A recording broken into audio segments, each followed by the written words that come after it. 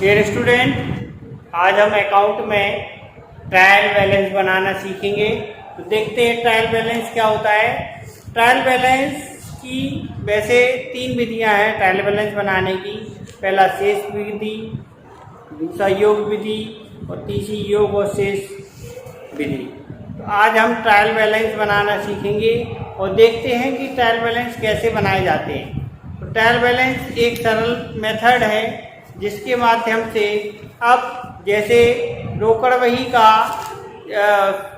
सबसे पहले जर्नल बनाएंगे। जर्नल बनाने के बाद हम खाता बही में खतौनी करेंगे।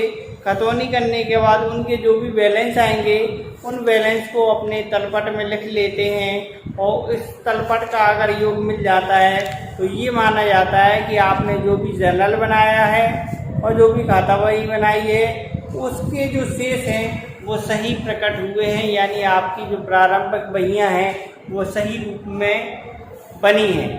तो तलपट इस बात का प्रमाण होता है कि आपने कोई गणितीय शुद्धता प्रारंभिक लेखा पुस्तकें बनाने में कोई गणितीय अशुद्धि नहीं की है। तो इस गणितीय अशुद्धि नहीं की है उसके लिए हम तलपट बनाते हैं। तो आज हम देख रहे हैं एक तलपट बनाएंगे।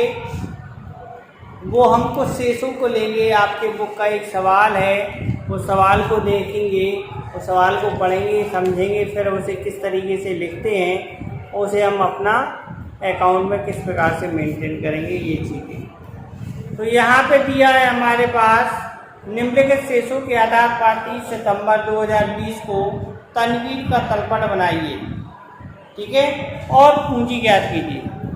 वो कह रहे हैं तनवीर का हमें तलपट बनाना है और पूंजी ज्ञात करना, दोनों चीज़ें करना है। तो हम तलपट बनाएंगे और उसी से हम कैसे पूंजी ज्ञात करते हैं इस चीज़ को भी समझेंगे। तो किस प्रकार से हम तनवीर का तलपट बनाते हैं। सबसे पहले हम कॉलम बना ले रहे हैं।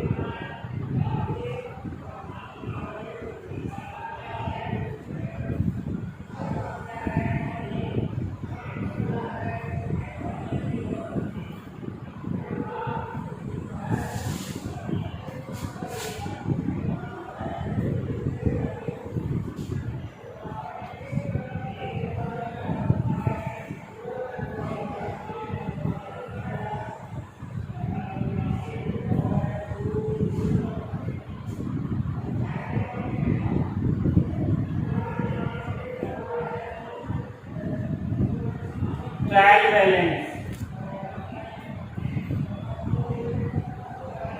एज ऑन कब बना रहे हैं तो ये देखेंगे। ये हम बना रहे हैं 30 सितंबर 2020 को।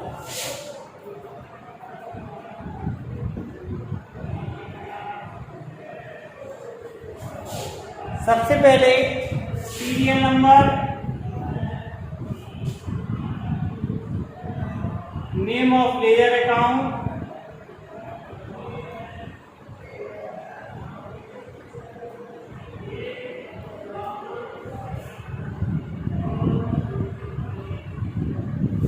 या name of account, name of account लिख दीजिए।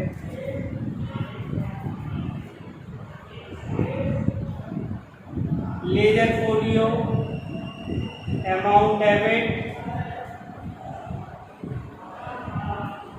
Amount credit.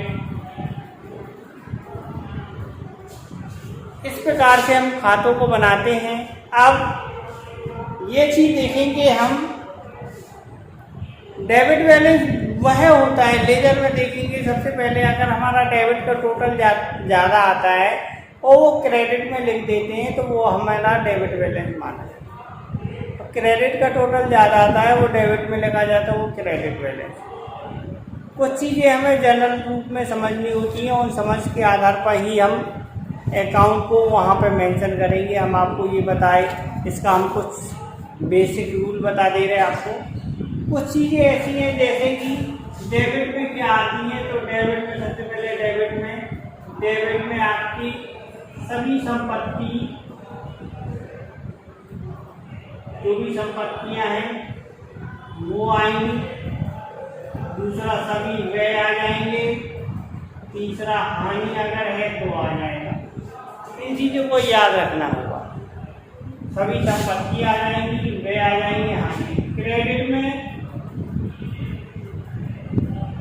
में सभी दायित्व आएंगे।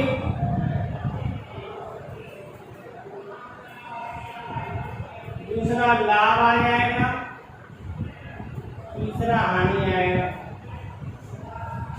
अब और कौन सी मदें हैं, तो यहाँ पे क्रय अगर है तो यहाँ आएगा, विक्रय है तो यहाँ आएगा लाभ,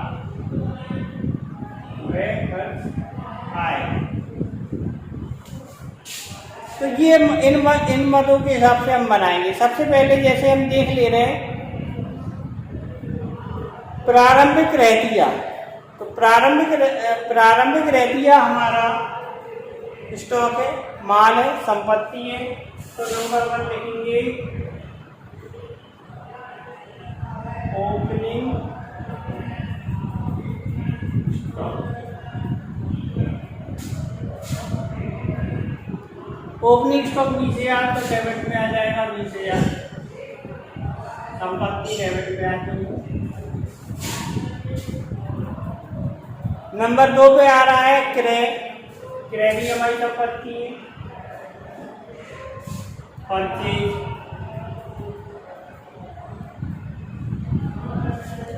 डेबिट में क्रय आ रहा 85,000।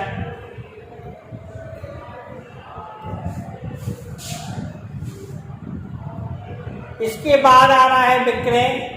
विक्रय देखो ये लिखा है विक्रय क्रेडिट में,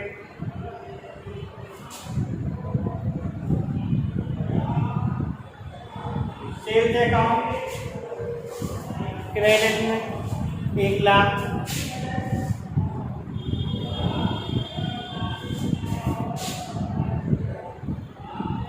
इसके बाद क्रय वापसी, क्रय हमारी डेबिट में तो क्रय वापसी क्रेडिट में आएगा। परचेज रिटर्न, क्रय हमारी डेबिट में तो क्रय वापसी कहाँ होगी, क्रेडिट में आ गया। इसके बाद पूंजी इसमें दे रखी है, निकालना नहीं है, तो पूंजी को लिख देंगे नंबर 5 पर। पूंजी हमारी लायबिलिटी है तो यहाँ आएगा क्रेडिट में कैपिटल। पूंजी है 8,500।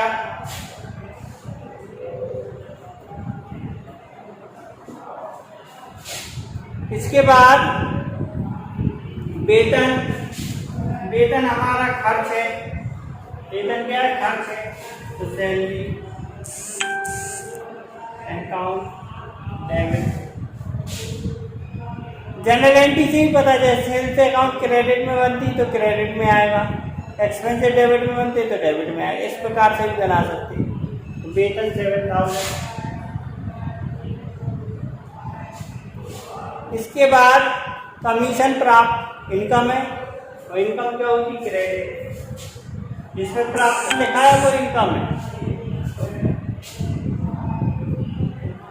तो यहाँ पे लिखी कमीशन रिसीव।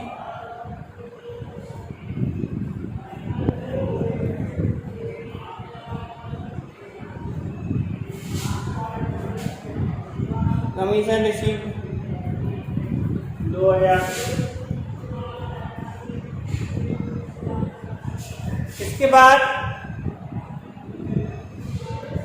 रोकड़, रोकड़ हमारी संपत्ति है।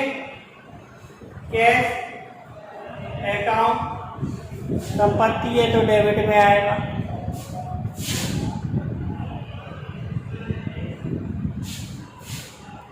अधिविकर्ष हमारे दायित्व हैं तो अधिविकर्ष क्रेडिट में आएगा। पेइंग ओवर ड्राफ्ट,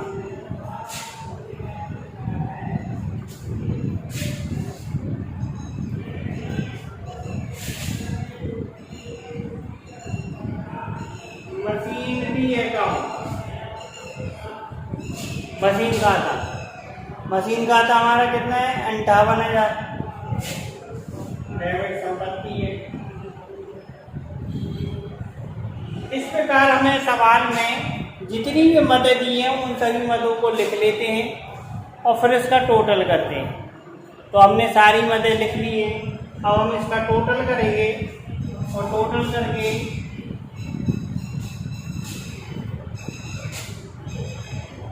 इसका आंसर जो है बराबर आ जाएगा। अगर इसका आंसर बराबर आ गया तो ये माना जाएगा ये सवाल सही बना है। तो देखते हैं 1,60,000 एक 60 और 1 10 70 70 और 5 75 1,75,000 आंसर आ रहा क्रेडिट का। डेबिट का देखेंगे 20 8 5 10 1,05,000 1 5 5 10 10 10 और 60 70 और 5 75 1 क्रेडिट का बैलेंस आ गया।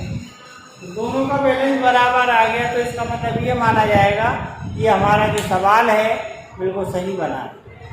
तो इस प्रकार का हमारा ट्रायल बैलेंस बनाया जाए।